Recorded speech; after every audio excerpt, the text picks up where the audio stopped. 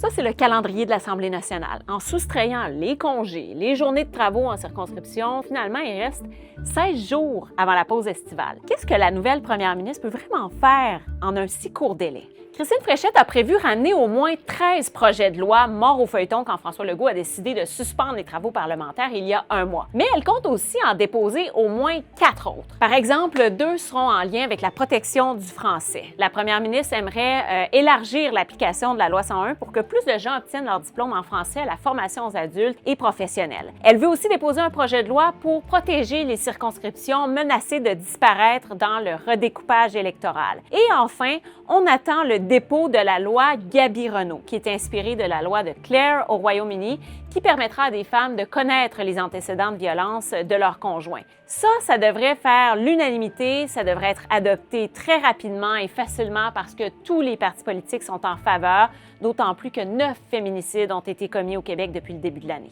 Un des projets de loi dont l'adoption est plutôt incertaine, je dirais, c'est la controversée Constitution du Québec. Parce que Christine Fréchette aimerait l'appui d'au moins un autre parti à l'Assemblée nationale, mais seul le Parti conservateur du Québec a levé la main et il n'a pas d'élu officiel. Comme la députée Maïté Blanchette-Vézina, l'ancienne caquiste et transfuge a joint ses rangs dans les dernières semaines, est-ce que ça compte? Pour le porteur du projet, Simon-Jolin Barrette, oui, ça compte.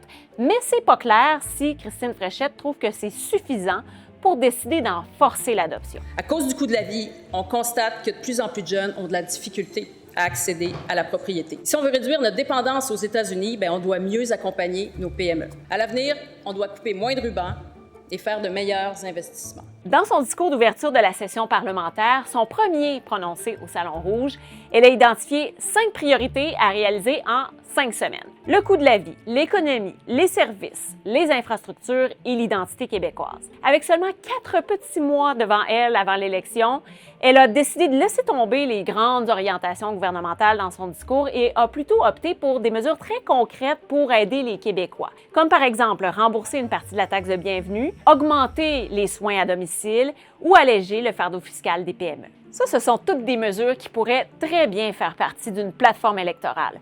Officiellement, elle doit être déclenchée, la campagne, à la fin du mois d'août, parce que l'élection, c'est le 5 octobre. Mais officieusement, on a l'impression que tous les partis à l'Assemblée nationale, incluant celui au pouvoir, l'ont pas mal déjà commencé, cette campagne.